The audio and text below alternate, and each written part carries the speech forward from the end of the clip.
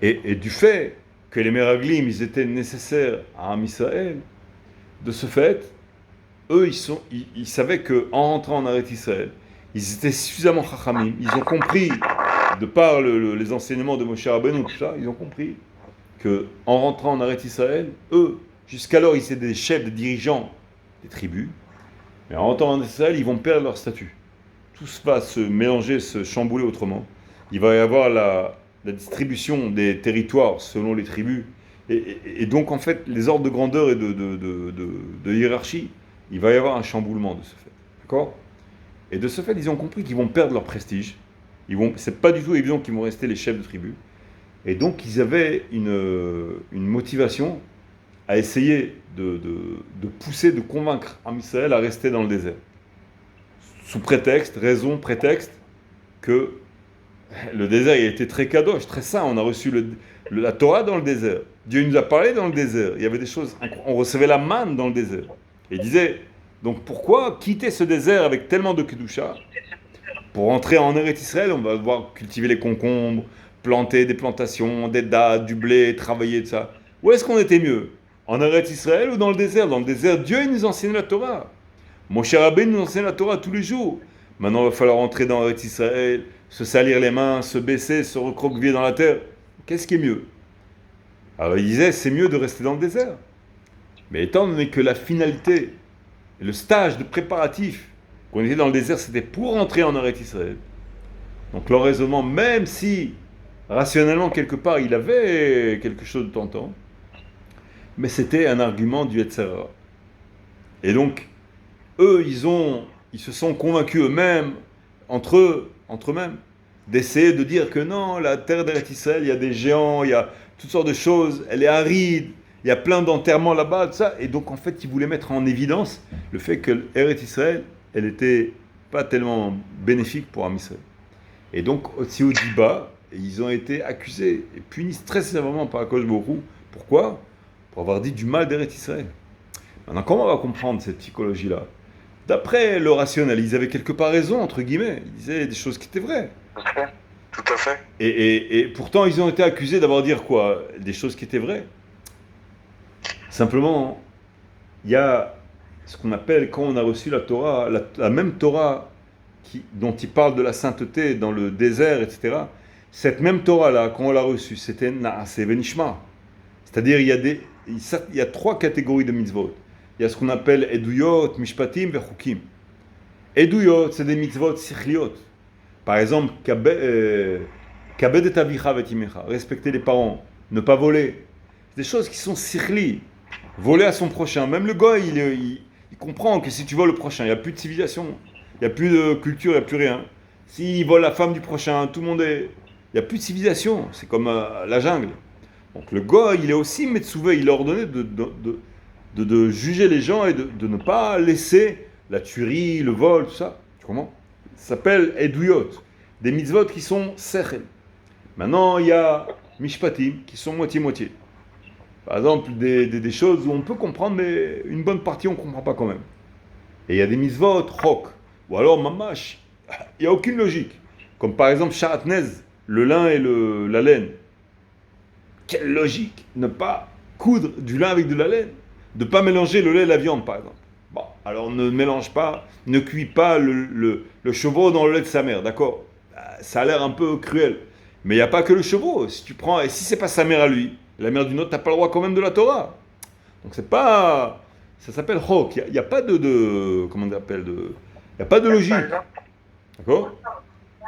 Alors, la Torah, elle nous donne certaines mitzvot qui sont Naaseh Venishma. On n'a pas à faire intervenir la rationalité dans le sens où elle aura priorité cette logique-là sur les mitzvot. On est conscient qu'il y a des mitzvot où notre logique, elle va être limitée. Elle ne va pas pouvoir tout expliquer et tout diriger et gérer selon la logique. Une certaine partie, oui, une certaine partie, non. Le Shabbat aussi, entre autres. Alors d'accord, grâce à la civilisation des Juifs, on a instauré le Shabbat dans le monde. Avant qu'il y ait eu les Juifs, eh ben, figurez-vous, il n'y avait pas de repos hebdomadaire. Après, il y a eu les chrétiens, il y a les musulmans. Ils ont rendu ça zarma le dimanche et le vendredi, d'accord? Mais pourquoi hebdomadaire? Pourquoi une fois par semaine? Ouais, peut-être tous les 10 jours ou tous les 15 jours, tu comprends? Ça, le principe de l'hebdomadaire, c'est la Torah. Et ça n'a pas de sens. On peut dire il faut se reposer, il faut dire ça, des belles histoires. Mais si tu fais passer ça au dimanche, c'est assaut. Le repos du dimanche et qui te fait travailler samedi, ça va être interdit. Dimanche parce que c'est la Avodah à cause des chrétiens. Et le samedi parce que on n'a pas le droit de travailler samedi. Maintenant, si tu déplaces au dimanche, c'est pareil, c'est le même repos. Non, il faut que ce soit samedi. Tu comprends? À partir du coucher du soleil jusqu'aux 3 étoiles. Donc tu vois que la gestion par la logique, elle est très limitée. On peut dire ok, c'est bien de se reposer, mais ça ne va pas avoir priorité sur le domaine de définition de la mitzvah elle-même. Et donc quand Akadosh Baruch Hu, il nous prépare à faire entrer en Eretz Israël et qu'on se dit mais tu sais, mais dans le désert c'est mieux. D'abord, on n'a pas à faire gérer notre gestion nationale ou de la Houma ou du peuple en priorité sur les mitzvot qu'Akadosh Baruch Hu lui-même nous a donné. Tu comprends? Ça va pas avoir le pas. Rappelle-moi, j'ai une question. Rappelle-moi une chose. Qui est-ce qui avait nommé les 12 espions? Ah, les espions. C'était la paracha de la semaine dernière, mais c'était qui? C'était Moshe ou c'était Elohim? La Torah, elle ramène comme si c'était Elohim. J'en suis pas certain, mais c'était Elohim, je crois. J'en suis pas certain. Il me semble que c'est Akadosh Baruch Hu qui a nommé. Mais peu importe, c'était Anshe Shem. Alors si tu sais, si tu choisis des personnes. Alors bon, je parle pas de Moshe. Bon, parce que Moshe, ça reste un être humain. Mais Akadosh Baruch Hu, s'il choisit des personnes, il doit aussi savoir que ces personnes allaient fauter, non? Ouais. Alors, si, bien sûr. Akadosh Baruch Hu, d'abord, il y avait intérêt pour Moshe Rabbeinu que la Shlichut, elle réussisse, mais il y avait aussi un autre intérêt que la Shlichut, elle ne réussisse pas aussi. Quel était l'intérêt que la mitzvah de la Shlichut des Meraglim, ça échoue? Quel était l'intérêt? Les Meraglim, ils ont été envoyés très peu de temps après la sortie d'Égypte. Peut-être une année où on est sorti d'Égypte. Ensuite, il y a eu le mois de Sivan. On a reçu la Torah. Après la sortie d'Égypte, il y a eu 50 jours. On a reçu la Torah, on a eu des enseignements, mais quelques mois après, il y a eu les Meraglim. En fait, si à Israël, on était rentré en Eretz Israël, c'est pas évident que Moshe Rabbeinu soit rentré. D'après la Kabbalah, on dit que la Kedusha d'Israël soit montée, etc. Mais c'était pas évident quand même. Et de ce fait, Moshe Rabbeinu, il avait tout intérêt à rester pendant 40 ans notre éclaireur et notre Rav qui nous enseigne la Torah pendant 40 ans. Chose que ça aurait été réduit à 38-39 ans. À 38-39 ans. C'est-à-dire qu'on aurait reçu la Torah de Moshe Rabbeinu. Et presque tout de suite après, on serait entré en Eretz Israël. Tu comprends? Donc de ce fait, Akadosh Baruch Hu lui a dit Ramazlo. C'est bon pour toi, même que ça échoue, ça va être bon pour toi. Tu vas enseigner la Torah pendant 38-39 ans de plus. Du fait que la Shlichut, elle va échouer. D'accord? Maintenant, le fait qu'il y a aussi la prière Chofshit. Akadosh Baruch Hu, lui, il ne va pas nous enlever des Shlichuyot du fait qu'on va échouer. Il y a des Shlichuyot qui vont être réussies et des Shlichuyot qui vont être échouées. C'est inclus dans comment dirais-je, dans la proposition de la mission de la Shlichut. On a parfois. Moi, j'allais poser la même question. Je rigole parce que vraiment, j'allais poser j'allais dire un peu la même chose que Yosef. Et qu'est-ce qu'on t'a répondu? Qu'est-ce qu'on t'a répondu? Non, de dire que quelque part, Hachem, il devait savoir, il devait deviner à l'avance quelle allait être leur réaction, quoi, qu'ils allaient fauter. Non, Akadosh Baruch Hu, il savait, mais mon cher Rabbeinu, c'était pas évident qu'il le sache lui-même. C'était pas obligé qu'il le sache. Je parle d'Akadosh Baruch Hu. Akadosh Baruch Hu, lui, il est au-delà du temps, il sait, mais il va pas intervenir comme dans la prière. Pourquoi?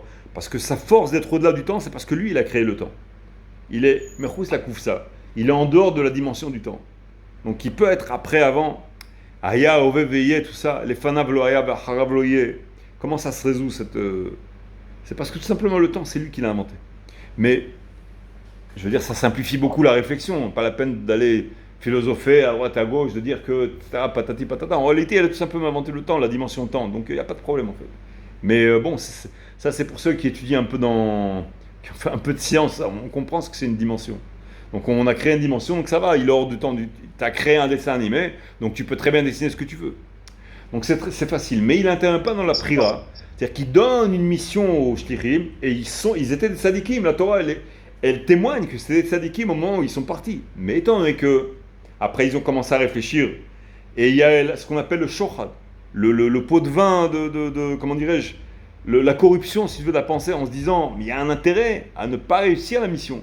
Et ça, c'était l'épreuve à passer. Il fallait qu'ils surmontent cette épreuve. Ils pouvaient la surmonter, mais c'était une épreuve, une réelle épreuve. Le mauvais penchant leur disait, mais c'est mieux que tu restes dans le désert. Comment ? Le problème, c'est que ça va à l'encontre de l'ordonnance divine. Et là, il veut, entre guillemets, améliorer la Torah avec quelque chose, soi-disant que ça va être mieux. Ça se passe pas comme ça. Il y a ce qu'on appelle la soumission à Akadosh Baruch Hu. S'il a ordonné quelque chose que d'après le rationnel, ça a l'air d'être plutôt le contraire, on va pas envers Akadosh Baruch Hu, dis non, Akadosh Baruch Hu. Il y a une erreur de calcul, et en fait, c'est pas... Il voyait pas l'intérêt, en fait. Il voyait pas l'intérêt de souffrir en Eretz Israël, quelque part, de ce que je comprends. Non, c'est parce que il y a ce qu'on appelle... Regarde, il y a une grande polémique des poskim dans la mahout, c'est-à-dire est-ce qu'il y a une mitzvah de Yeshuv Eretz Israël, est-ce que c'est mitzvah des Rabbanan, de la Torah, tout ça, il y a une grande polémique là-dedans. Il y a un Nachmanide qui dit que c'est de la Torah, il y a encore quelques poskim, le Rashbet, il y a d'autres Rishonim qui disent de la Torah, il y en a qui disent que c'est des Rabbanan, il y en a qui disent, il y a un Tosafot qui s'appelle Rav Chaim Cohen, Rabbeinu Chaim Cohen, Baal Tosafot, dans la Gemara, c'est un Rishon, qui dit qu'il n'y a pas de mitzvah du tout. D'accord ? Bon, beaucoup ils sont cholkim sur lui, ils ne sont pas d'accord avec lui, mais il y a une polémique, d'accord ? Mais le Ramban, Nachmanide, il dit quelque chose d'intéressant. Il dit que les mitzvot qui sont faits b'chutz la'aretz, elles n'ont pas tellement d'intérêt par rapport à comparer aux mitzvot qui sont faites dans l'Eretz Israël. C'est-à-dire qu'en fait, le stage préparatif de la Torah dans le désert, c'est un stage préparatif, mais ce n'est pas la finalité. La finalité, c'était de les appliquer dans l'Eretz Israël, et c'est pour ça que ça va être plus dur en Eretz Israël. C'est pour ça qu'il y a le travail et la culture, la cultivation de la culture dans l'Eretz Israël, parce qu'il faut faire ça pendant qu'on est accaparé par des melachot et par des guerres, etc. C'est inclus dans le parcours du combattant. Et donc il faut un stage préparatif. Une seconde. Et on est dans le désert, pardon, excuse-moi, je sais que tu n'as pas parlé de ce que je veux, excuse-moi, mais là.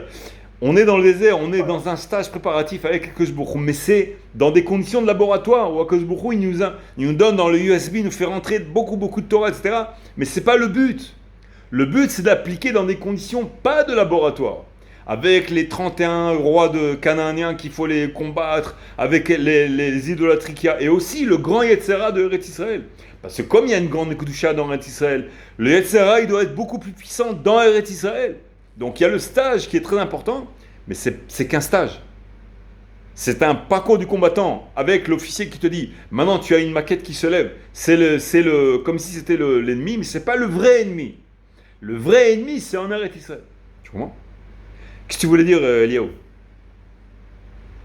Non, et une question et une réflexion aussi. Est-ce que cette génération qui est sortie d'Égypte, elle était véritablement prête à rentrer en Israël? C'est la question. Est-ce qu'il ne fallait pas passer par 40 ans de stage? Ça dépendait d'eux. C'est-à-dire que quand ils sont venus les Meraglim. Si on peut un petit peu déborder, de la même manière aujourd'hui, ce qui se passe, est-ce que c'est pas une préparation à la venue du Mashiach, tout simplement, toutes ces difficultés? C'est ce qu'on a dit au dernier shiur. Tu te rappelles la semaine dernière? Je ne sais pas si tu te rappelles. On avait dit que qui était l'essentiel? Les Avot, ils sont l'essentiel, la finalité, le but du jeu, si tu veux, le but de toute l'histoire, ou nous, on est le Ikar, l'essentiel. Vous vous rappelez qu'on a parlé de ça? On a dit que les Avot, les patriarches, eux, ils ont passé des épreuves incroyables. Abraham Avinu les rentrer dans la fournaise, c'était l'épreuve la plus facile de toutes les épreuves. Mais, malgré tout, on a dit qu'il y a des Chachamim, le Rav Israël Gassin le ramène. Ils disent que, malgré tout, dans l'absolu, ils ont un niveau beaucoup plus élevé. Mais, dans le film, dans son entité du film, si tu veux, de toute l'histoire, ceux qui sont proches de la finalité, c'est nous. Parce que nous, on doit utiliser la Torah dans un cadre qui est un embrouillamini total qui s'appelle Esther Panim. où Akadosh Baruch Hu, il se cache derrière la nature, derrière les méchants qui réussissent, derrière le Khomeini qui lui n'a pas été éliminé finalement, son régime qui n'a pas été éliminé, derrière Trump qui Zarma il nous aide et puis tout d'un coup il nous met des bâtons dans les roues et après il commence. Tu comprends? On est dans un esterpanim où on ne comprend plus rien en fait. Tout est complètement, toutes les données sont mélangées, contradictoires. Et c'est dans ce balagan qu'on doit servir Hachem. Maintenant, Avraham Avinu, Avotenu, Avraham Israël Yaakov, il servait Hachem dans le Gilui Panim. Quand il y avait un rachat, il était très vite puni. Et quand il y avait un sadique, il était très très vite remonté. Et quand les Meraglim, ils ont dévié de leur mission, ils ont été tués sur place dans le désert. Et Dieu, il nous a réprimandés, il nous a punis. Pourquoi? Parce qu'on a pleuré pour rien, etc. Donc il y avait toute une corrélation avec un temps de réponse très rapide entre la faute et la réaction divine. Mais aujourd'hui, tu vois des grands Réchaïm qui sont des grands milliardaires et tout ça, et tu as des sadikim qui vivent dans la pauvreté, etc. Et tu te dis, bah attends, je comprends pas, le puzzle, il a l'air complètement à la four. Et en réalité, c'est parce que nous, on est proche de la finalité, et on doit se servir du stage préparatif, du modèle, si tu veux, en conditions de laboratoire où tout est beaucoup plus proche de la racine, et c'est ça les patriarches. On doit recopier et projeter sur nous-mêmes dans la réflexion le modèle idéal des patriarches, où il y a le tzedek, où les gentils sont rémunérés et les méchants ils sont punis, pour le recopier et faire une projection avec un projecteur sur l'embrouillamini total qui est le sterpanim, le balagan dans lequel on vit. Et c'est ça notre mission à nous. Donc en fait, le kéli, si tu veux, l'ustensile préparatif, c'est les avot, selon ce raisonnement-là, tu comprends? Et pareil dans le désert, le stage préparatif, qui n'est qu'un stage préparatif, même si Dieu nous a parlé, Moshe Rabbeinu, il est monté 3 fois dans le ciel, etc., mais ça n'est pas la finalité. La finalité, c'était d'utiliser ça, l'utilisation dans le désert, pas dans les conditions de laboratoire, dans les conditions réelles. Et c'est ça le truc. Alors eux, l'erreur, c'est qu'ils ont été corrompus par l'envie de rester des manigim. Et donc, ils se sont mis dans la tête qu'il valait mieux dans l'intérêt d'Israël de rester dans le désert. Mais dans le désert, c'est rester dans le stage. Tu restes stagiaire. Or, le stagiaire, non, il faut qu'il sorte dans la boîte, dans le business. Et qu'il faut qu'il se mette à travailler. Et là, tu as un vrai client qui tape sur la table et qui t'insulte et tout ça. Bon, mais c'est une perte de temps. Dans le stage, c'était mieux. Dans le stage, quand je résous un exercice, c'est qu'après, on met 20 sur 20. C'est mieux. Oui, c'est mieux, mon fils. Mais c'est pas le but du jeu. Le but, c'est d'être dans le garage, en train de réparer le moteur et d'utiliser le moteur. Tu as l'ingénieur, tu vois tous les écrans avec la super voiture et tout, la Lamborghini. Mais attends, mais dans la réalité, la Lamborghini, les roues, elles vont se salir, et elles vont s'user. C'est pas pareil que sur l'ordinateur avec toutes les fonctions de simulation, etc. Donc, qu'est-ce qui est mieux? La question, elle nous met dans l'erreur. Elle nous induit en erreur la question. Qu'est-ce qui est mieux? Mais en réalité, ce qui est mieux, ça dépend pourquoi. Si c'est pour le kiff de la Chavaya, il va me mettre dans le désert. Mais si c'est pour la finalité et la mitzvah, la mission pour laquelle Akadosh Baruch Hu nous a envoyés, il vaut mieux rentrer en Eretz Israël, même si on n'a plus Moshe Rabbeinu, on n'a plus l'intervention divine totale sans arrêt, les nuées divines, etc. Mais étant donné que c'est ça la finalité, c'est ça la vraie shlichut dans laquelle Akadosh Baruch Hu nous a envoyés, si on est vraiment Yireh Shamayim, vraiment on craint Hachem, c'est-à-dire on essaie de recopier la volonté d'Hachem sur nous, à ce moment-là, on comprend qu'est-ce qu'il veut de moi Hachem. Il veut que je rentre, alors je rentre. Parce que c'est là la finalité, c'est ça la volonté d'Hachem qu'il veut qu'on fasse. Il veut qu'on travaille, il veut qu'on se mette dans le boulot, il veut qu'on sorte dehors pour faire le travail. Évidemment, Béhéter, selon les contraintes et les règles qu'il nous imposent, mais pas rester à l'usine, dans le stage, avec papa et maman, avec Moshe Rabbeinu, avec la Shrina, etc. C'est très très beau, mais c'est pas ça le but. C'était un stage préparatif. D'accord? Et c'est pour ça que les Meraglim, ils se sont trompés complètement. Et pour qu'est-ce qui leur a corrompu la pensée? C'est le fait, l'appétit, si tu veux, l'envie, ça le Zohar, il dit, c'est pas moi qui dis. L'envie de rester manigim. Qui a fait que leur pensée, elle a été déviée et elle a trouvé une trajectoire qui leur a caché en fait qu'ils étaient sur le Yetzirah. D'accord? tout en habillant tout cela avec des arguments de Kedusha, et l'intérêt d'Am Israël, et la Kedusha de Moshe Rabbeinu, la Kedusha de la Torah, etc. Mais il y a un seul petit problème, c'est que c'est pas la volonté de Kadosh Baruch Hu. Tu comprends? C'est comme ça qu'on peut comprendre l'histoire de Meraglim. C'est embrouillé, hein, cette histoire-là, c'est pas évident à comprendre. Et pourquoi nous on a été punis? Parce que une fois que les Meraglim ils sont venus, ils nous ont raconté les histoires sur Eretz Israël, on s'est mis à pleurer. Il fallait pas qu'on accepte ce qu'ils disent les Meraglim. Parce que d'abord, il y avait Kalev et Yeshua ben Nun qui nous disaient le contraire. Ils disaient non, ma putain. Tu comprends? Et nous, on a écouté, enfin, nous, ceux qui ont écouté. Ils ont écouté les 10 Meraglim et pas les 2 autres. D'accord?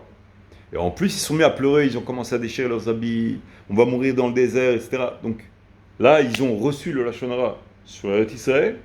Et de là, ils ont été punis. Et donc, Akadosh Baruch Hu, il a dit, puisque vous avez fait Priya Shel Chinam, vous avez prié, pleuré gratuitement, alors les Dorot, ce jour-là, Megalgelim Choval de Chayab, ce jour-là de Tisha B'Av, qui était le jour où on a pleuré, ce sera chaque année un jour où il y aura des pleurs. Comment? Donc c'est pour ça qu'il y a eu Chorban Habayit Harishon, Chorban Habayit Hasheni, etc. Tout ça, ça s'est réellement fait dans le Shabbat. Ouais. Ouais, mais je dis la chose. C'est quand même rare qu'on s'est tous mis d'accord pour pleurer. C'est jamais arrivé chez nous. On n'est jamais d'accord sur rien. Ce qui est plutôt rare, c'est de tous se mettre d'accord pour kiffer et d'être content. Ça, c'est rare. D'être tous d'accord, tout va bien, tout ça. C'est genre l'épilogue du film, tout le monde il est content. Ça, c'est rare. En réalité, bon, pour se plaindre, tout ça, non. Bon, les gens, pour se plaindre, c'est plutôt boule de neige comme ça. Ils ont plutôt tendance à se plaindre à l'unisson que tu comprends, que de dire ok, tout va bien. Au contraire, moi je trouve que personnellement, je trouve que c'est plutôt plus humain d'aller vers le kivun, de se plaindre, etc. C'est plus répandu. Mais c'est une mauvaise trouna. Il faut s'éloigner de ce trait de caractère. Le trait de caractère s'appelle Nargan. Nargan, c'est lui qui cherche toujours la petite bête, toujours les critiques. C'est pas beau. Vous vous rappelez, on avait parlé une fois du Rav Aryeh Levin. Il avait parlé à son élève, il avait dit dis-moi mon fils, est-ce qu'il y a une différence entre celui qui aime la vérité et celui qui déteste le mensonge? Vous vous rappelez de ça? L'élève, il a dit non, je sais pas. C'est pareil. Celui qui déteste le mensonge, il aime la vérité. Et il dit ça n'a rien à voir. Celui qui déteste le mensonge, il est critique. Tout le temps, il te repère les tâches. Tu as un bouton ici, tu as une saleté là, tu as une tâche comme ça. Bon, j'ai vu tout ce que j'ai pu. Maintenant, tu mets tout le temps le point sur les trucs mauvais. Non, celui qui aime la vérité, il regarde les belles choses. Il regarde tout ce qui est bien fait, tout ce qui est beau. Tout ce qui est moutzlar, tu comprends? Et donc il te donne des forces, il te motive. Donc il y a une grande différence entre celui qui aime la vérité et celui qui déteste le mensonge. C'est le négatif, celui qui est toujours critique, toujours en train de voir la poisse, ce qui est mal fait, ça va foirer, ça va pas être bien, on va tous s'écrouler, on va tous crever, on va tous comme ça, tu vois. Et l'autre qui dit non, ma pitom, natsliar, n'allez, Bezrat Hashem, on va réussir, ça, l'optimiste, tu comprends? Et l'autre, le pessimiste, qu'est-ce qu'il te dit? Il te dit ah, je suis réaliste. Et en fait, il n'est pas réaliste, il est tout simplement pessimiste. Il manque d'émouna. Il y a une belle histoire. On va finir sur ça, si vous voulez. Il est long sur. Belle histoire, elle est marrante. C'est sur le pessimiste. Ça parle d'un paysan. Une belle histoire. Elle est marrante. Bon, on va finir sur ça. Il y avait un paysan, genre à la française, tu vois, à breton, comme ça, la Marie, tu vois. Et il a tellement entendu les autres collègues dans les fermes, ça, il dit, tu sais, il y a la grande ville. Oh, il y a la grande ville, c'est comme ça. Alors il dit, Marie, on va voir la grande ville, comme ça. Non, machin, les vaches, comme ça, bon. Alors un jour, il dit, le paysan, il va à une agence de voyage, et il dit à sa femme, viens, on se coupe un billet. Vas-y cette année, toi tout seul. L'année prochaine, si c'est bien, j'irai avec toi. Bon, il prend un billet, et l'agence de voyage lui dit, écoutez, monsieur, si vous voulez découvrir la grande ville, et vous prenez un train, prenez première classe, vous allez kiffer, il y aura une boisson, vous allez avoir un beau, comme ça, vous n'êtes pas obligé, mais c'est mieux, si déjà vous faites ça pour découvrir, il vaut mieux que vous preniez une première classe, comme ça. Bon, ouais. Allez, d'accord, c'est une bonne idée de ça, comme ça, je vais convaincre la Marie, etc. Il prend en première classe, et il débarque avec les bottes de la ferme, avec des crottes un peu, comme ça, tu vois, la bite fermée, l'odeur du poulailler, tu vois. Et dans la première classe, c'était des gens habillés en cigares, des hommes d'affaires, tu vois, comme ça. Le mec, alors rien à voir, tu vois, rien à voir. Il s'assoit, il y a un homme d'affaires, il sent l'odeur des poules. Il se rapproche, il dit, mais qu'est-ce qu'il fait avec nous? Ça lui plaisait pas du tout, tu vois. Alors, il était très malin. Il s'approche du fermier et il dit, oh, monsieur, comme le serpent, tu vois. Monsieur, bienvenue, qu'est-ce que vous faites là? Le corbeau et le renard, tu vois. Et il lui dit, mais dis donc, j'espère qu'on vous a pas roulé à l'agence de voyage. Il dit, mais non, j'ai acheté comme ça. Il dit, je peux voir votre billet juste pour voir, je suis curieux. Il voit le billet, il dit, aïe, aïe, aïe, aïe, aïe. Mais qu'est-ce qui se passe? Qu'est-ce qui se passe? Il dit, mais il y a un truand qui recopie des faux billets de voyage, des faux billets de train. Et je crois que vous êtes tombé dans le panneau, monsieur, c'est horrible. Quoi? Le train, il a déjà démarré et tout, mais qu'est-ce que j'ai fait? Il dit, écoutez, à votre place, j'irai en deuxième classe. Il y a un banc là-bas, un grand banc pour... mettez-vous sous le banc comme ça, et vous allez vous cacher, et le contrôleur, il va pas vous trouver. Ah, merci. Et qu'est-ce qu'il fait? Il va en deuxième classe, il se cache sous le banc comme ça, et le train, comme ça, toute sa traversée fait comme ça. Maintenant, le contrôleur, il passe. Il passe en deuxième classe, il voit deux grosses bottes qui sortent des bancs comme ça. Ah. Et il donne un coup comme ça, un coup, tu vois, comme ça, allez, sors de là, ton billet. Il sort le paysan tout tremblant. Il prend le billet, il lui montre. Le contrôleur, il voit un billet de première classe. Il voit le paysan, il voit le nom. C'est quoi votre nom? Comme ça, il dit. Pas possible. Il le regarde, il lui donne une autre gifle comme ça. Comme ça. Le paysan, mais pourquoi me donner une autre gifle? Il dit, vous avez un billet de première classe et vous me faites perdre mon temps de vous cacher sous les bancs, vous êtes bête ou quoi? T'as une troisième gifle, il donne encore comme ça, dis-moi. C'est quoi la morale de l'histoire? Le type, il a un billet de première classe. Il se retrouve sous les bancs, pourquoi? Parce qu'il y a un gland qui est venu lui raconter une histoire, dormir debout, il y a un truc comme ça. Et si tu t'es fait avoir, est-ce que tu es un truand toi? Tu t'es fait avoir, il y a un truand qui lui t'a eu, tu es pas un truand. Bon, tu t'es fait avoir, ok, alors, peut-être, je sais pas, il va te faire payer quelque chose, une petite j'en sais rien, mais tu vas pas aller en prison pour avoir te fait avoir, tu comprends? Non, il a dit, parce que la solution, elle est mauvaise. Parce qu'il y a beaucoup de pessimisme, parce qu'il y a du mal dans cette histoire. Donc c'est ça le critère du vrai. Quand il y a quelque chose qui va se passer mal, alors attention, c'est ça la vérité, c'est sur ça qui va se passer. Et en réalité, c'est l'echisha chez l'Yetzera. C'est le Yetzera qui nous souffle à l'oreille. Et il sait qu'on a une tendance au pessimisme. Pourquoi? Ça, il y a c'est un limoud. Vous voulez encore quelques minutes ou la prochaine fois? Parce que pourquoi le pessimisme, c'est un autre limoud encore. Vous voulez la prochaine fois? Comme vous voulez. Il y a un Zohar qui ramène que la Gemara, elle dit la Petach Hatat Robetz. Quand dans le Parashat Bereshit, la Petach Hatat Robetz. De là, Chachamim, ils ont appris que quand un homme il sort du ventre de sa mère, au Petach Hatat Robetz, le Yetzera il rentre tout de suite dans le bébé. D'accord? Et Chachamim ils disent que quand le bébé il commence à grandir, au début les pleurs ils sont mignons, mais au bout de quelques jours, au bout de quelques semaines, le pleur il commence à devenir énervant. Pourquoi il est parfois énervant le pleur? Parce que inconsciemment on sent un peu le Yetzera dans le pleur du bébé. Quand il est tout nouveau-né, ça influence pas encore, mais au bout de quelques semaines ça commence à influer, et là on entend un peu le Yetzera qui est un peu énervant et on commence à être un petit peu perturbé par le pleur. Mais le bon penchant, quand est-ce qu'il rentre? Il rentre à l'âge de 13 ans pour un garçon et de 12 ans pour une fille. Maintenant, qu'est-ce qui se passe pendant 12 ans et 13 ans? Il n'y a que du Yetzera, pas du Yetzera Tov. C'est déséquilibré.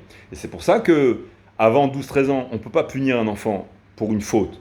Parce qu'il n'a pas de Yetzera Tov, il n'a pas encore la Prira Chofshit, il n'a pas l'équilibre qui lui permet de choisir. Il est encore influencé par les parents, il peut faire des choses qui ne sont pas forcément très... Alors maintenant, le Zohar, il dit, pourquoi? Il dit, quand un dayan, un juge rabbinique, il doit entendre deux côtés, les deux, ils s'attaquent. L'un, il dit, c'est mon truc, c'est mon argent, l'autre, il dit, c'est mon argent, etc. Tu vois, il y a une dispute. Alors, c'est interdit pour le dayan d'entendre un côté, pas en la présence de l'autre.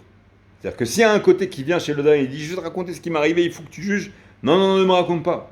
Quand il y aura les deux ensemble, là, j'entendrai les deux versions, mais pas avant. D'accord?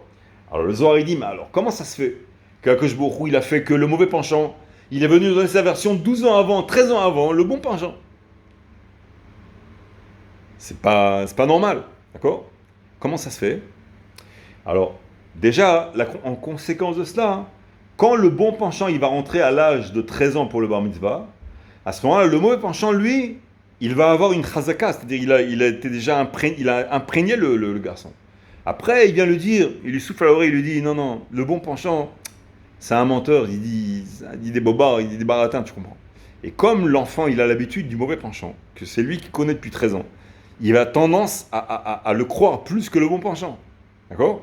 Et ça, c'est l'une des raisons pourquoi il y a le pessimisme chez la personne. L'une des raisons, c'est ça. C'est que le mauvais penchant, il a une ancienneté chez nous.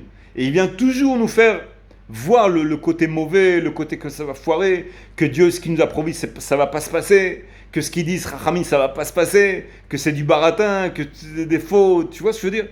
La voix du mauvais penchant, elle a une espèce de familiarité qui a été acquise par son ancienneté. Maintenant, la question reste, pourquoi Dieu il a permis que ça se passe comme ça? Vous avez une idée? Pourquoi ce déséquilibre? Pourquoi il fait qu'il y a un déséquilibre? D'emblée, un déséquilibre. Ça va pas. Le mauvais penchant et le bon penchant, ils ne vendent pas la même marchandise. Le mauvais penchant, qu'en principe, il vient tenter une personne, il lui montre une belle image, une belle forme, Dieu préserve, ou alors un bon gain à gagner quelque chose, mais en mezouman, c'est-à-dire tout de suite. Une viande interdite, une chair interdite, si vous voyez ce que je veux dire. Quelque chose qui est mezouman. L'etvar katsar, d'accord? Seulement, une fois qu'il a goûté à l'interdit, tout de suite, il se prend des mandales, il se prend des gifles, c'est interdit. Et puis ensuite, il a trahi quelqu'un, il a menti, il a volé, il va se faire peut-être punir. Donc, la conséquence plus lointaine du mauvais penchant, c'est terrible. D'accord? C'est une chute. Donc en fait, ils nous vendent, qu'est-ce qu'ils nous donnent? Qu'est-ce qu'ils nous méchent avec le mauvais penchant? Des leurres. D'accord? Donc, quand tu veux vendre un leurre, par exemple, imagine qu'une usine, elle a produit plein de marchébim. Et que ces marchébim, ils sont boiteux, il y a un vice de fabrication. Mais tu en as tellement produit, il faut absolument s'en débarrasser, il faut les vendre. Parce que si tu jettes la marchandise, le type, d'abord, non seulement il va faire faillite, mais en plus, il y a tous les emprunts qu'il a fait, il s'est mis jusqu'au cou avec les emprunts, il faut qu'il rende l'argent qu'il a emprunté. Donc qu'est-ce qu'il va faire, ce type-là, qu'il faut absolument qu'il vende une marchandise bidon. Il va investir énormément dans le pirsum, dans la publicité, qui va être mensongère. Il va donner peut-être une achariout, une garantie pour 3 ans, 5 ans, un truc comme ça. Pendant les 5 ans, la société, elle va disparaître. Au bout de 6 mois, elle va disparaître. Donc ça marche pas de l'eau qui donne 5 ans, 10 ans d'achariout. Parce qu'il va disparaître dans 3 mois, le type, tu comprends? Donc, marche pas de l'eau. Donc, en fait, il va vendre beaucoup de bluff, beaucoup de vent. Mais dans la marchandise, tu vas avoir une super mannequin, super truc, l'ambiance hyper cool, tu vois, la joie de vivre et tout comme ça. Pourquoi? Parce qu'il va te vendre un leurre. D'accord? Le mauvais penchant, lui, il vend des leurres. Tandis que le bon penchant, il te vend le émet, le long terme, la famille, la descendance. Mais la descendance, ça fait combien de temps pour venir la descendance? Ça, c'est des plombes, c'est des dizaines d'années. Tu comprends? Il faut investir, il faut arroser tous les matins le jardin, il faut parler gentiment aux enfants et la femme tous les jours, pendant 20, 30, 40 ans. Donc le résultat, il est toujours à long terme. Pourquoi? Parce que c'est émet. Tu vas dans un Beth Midrash étudier des livres de Torah. Tu trouves des vieux livres de Torah qui sont en voie de disparition, ils sont vieux, noirs et blancs, avec des écritures de Rashi où il faut que tu t'arraches les yeux pour décoder les trucs qui sont en initial Rashi Tevot, il faut que tu te casses la tête. Avec des bancs où il n'y a pas c'est pas molletonné, le masgan qui est comme ci, comme ça, avec Bni Akala. Tu vois, c'est pas le genre, le binyan, comme chez toi, Yosef, là où tu travailles. C'est pas le genre binyan super mémouzag et tout moderne avec la machine à café. C'est pas comme ça. Beth Amidrash, c'est le petit thé qui a servi pour 3-4 avririm et le livre en noir et blanc. Enfin, c'est pas du tout la même chose, tu vois. Donc, pourquoi c'est comme ça?